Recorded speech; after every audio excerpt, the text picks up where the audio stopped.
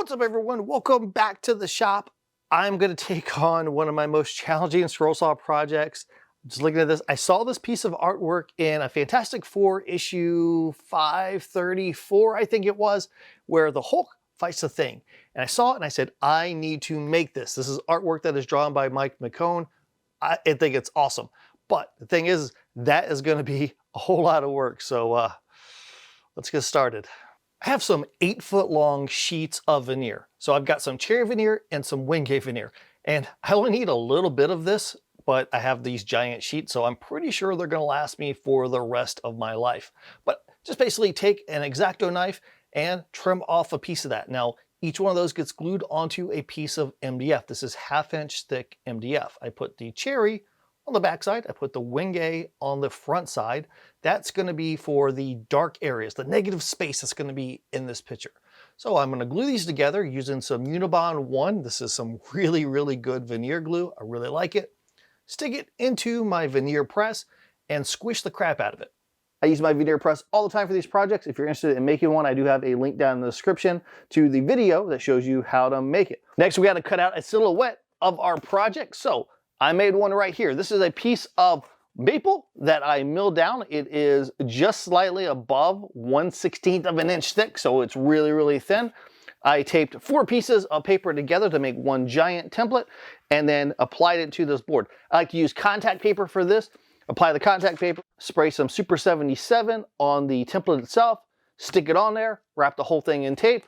We're good to go. So now I need to cut out all of these figures, get rid of all that crap. We just want the background part. So actually, we're not really going to keep a whole lot of this. I cut out the silhouette and then stuck it onto the panel. Now, I did film this and I filmed putting it onto the panel. And I even talked during that and filmed all of that. And somehow, all that footage got lost to the sands of time. Is this project destined to be cursed?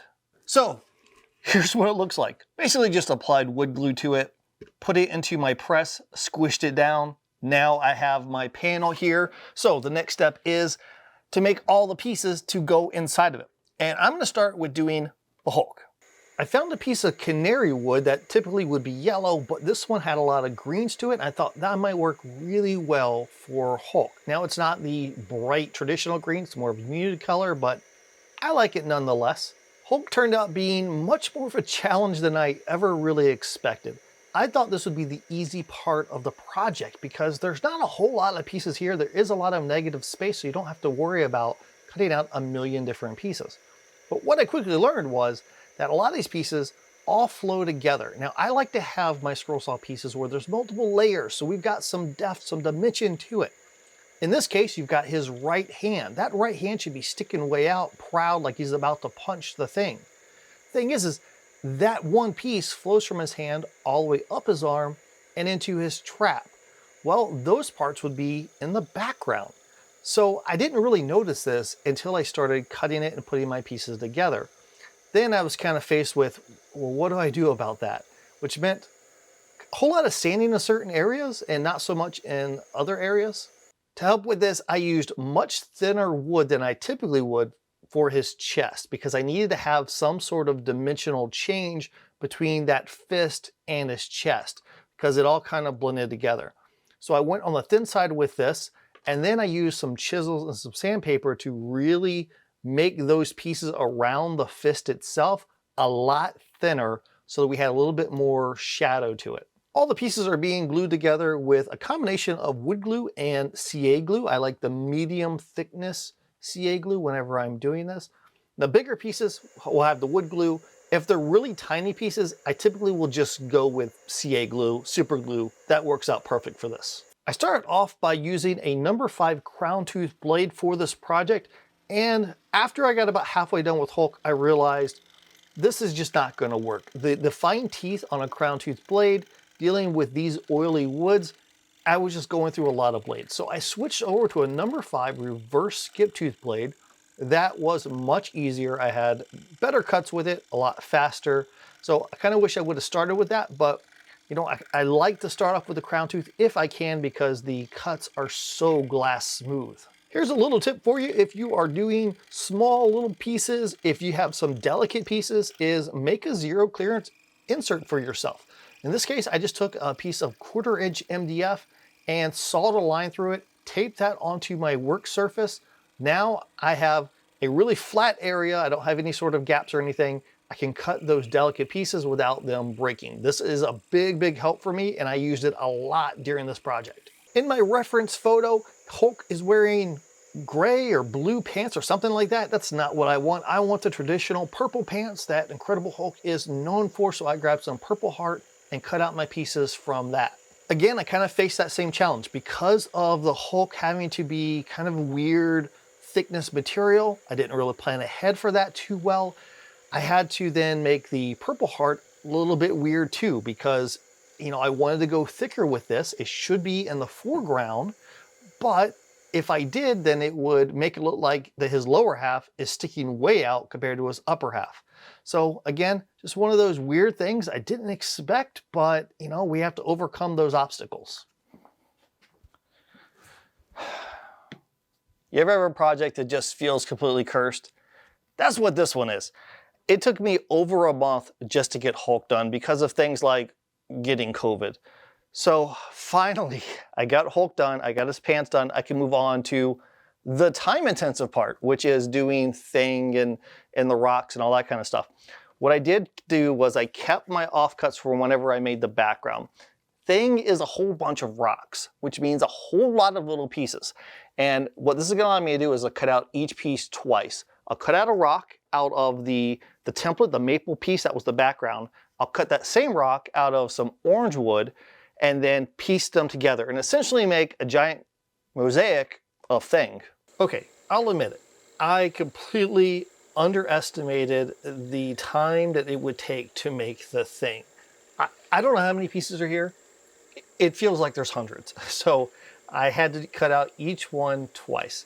So I basically just started with his shoulders and his head, cut out one piece out of the maple, put my template back into place.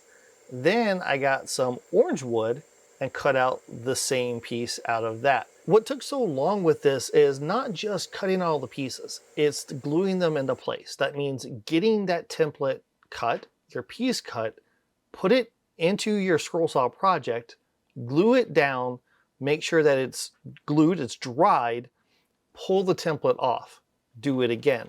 So for every single piece, I sat down to my scroll saw, cut out the pieces, stood up, inserted it, glued it into place, sat back down, cut again. So it was a lot of getting up and down and up and down. But you know, it's kind of necessary for this. And what I can say is that overall, it was dead on, as in I didn't have pieces in some weird spot. They all were exactly where they needed to be. And I think that's a pretty good accomplishment for something that has so many pieces to make. It is a little bit weird just cutting out his booty. I should probably censor this. That's better. Fantastic Four typically wears a bright blue outfit, and the Thing has blue shorts. Well, there's no natural wood that is bright blue. And I just had to figure out something to make up for that. So I did find a piece of air-dried walnut, and I tried to use that weird interchange section between the heartwood and the sapwood. There was a little bit of grayish there, so I picked that. Then I glued it into place with some wood glue and some CA glue. It took me 3 full days of work just to make the Thing. That tells you how much time was put into cutting all those pieces. With Thing done, then I could turn to the rocks.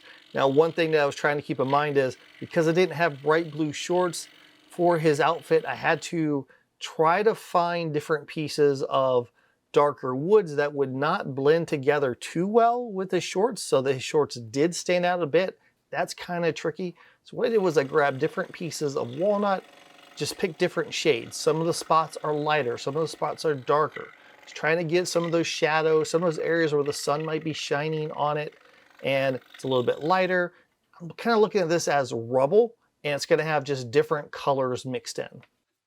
Whew, I finally got it all done. It took forever, but I think it looks pretty good. Now it's time to apply finish. I've applied a ton of different finishes to scroll saw projects. I think with this one, I'm gonna go to one of the old standbys, which is a wipe-on polish. So I'm gonna use some Armor Seal from General Finishes, really good stuff. It's already pretty thin, so you can wipe it on, but since there's so much here, and this is gonna take a long time to apply each coat, I'm probably gonna thin it down a little bit with mineral spirits. So the plan is to take a little brush, get it inside all of the cutouts, make sure I get that background really, really good.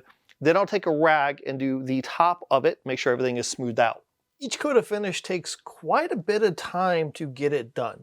So I took a little brush and I'm getting in all those tight areas.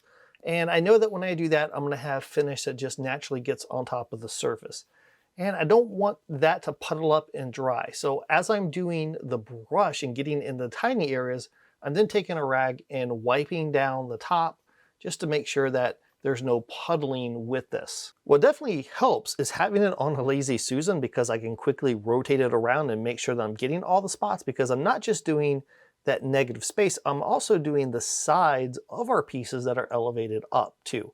It's unfortunate that just about any finish you apply to this canary wood is gonna make it kind of turn more on the brown side than the green side. I really love that unfinished green look that we had here, but alas, that's just the way it is. I've tried a million different finishes on this type of wood and they all kind of look the same as far as changing the color. But I still really like the color. I thought it was a good choice. Ultimately, I ended up applying 4 coats of finish to this over the course of a week. Whew, it's all done. I can say I've never felt so exhausted from doing a scroll saw project. I've never had a scroll saw project take this long to do. This was definitely the most challenging project to my patience that I've encountered. But now that it's all done, I think it looks really good. If you're interested in seeing how I made this really cool picture frame that I think looks really good with this project, I do have a separate video on that on my main channel, Newton Makes, so you can go to the video up here and you can see all about that. All right, until we meet again, get in your shop and build something awesome.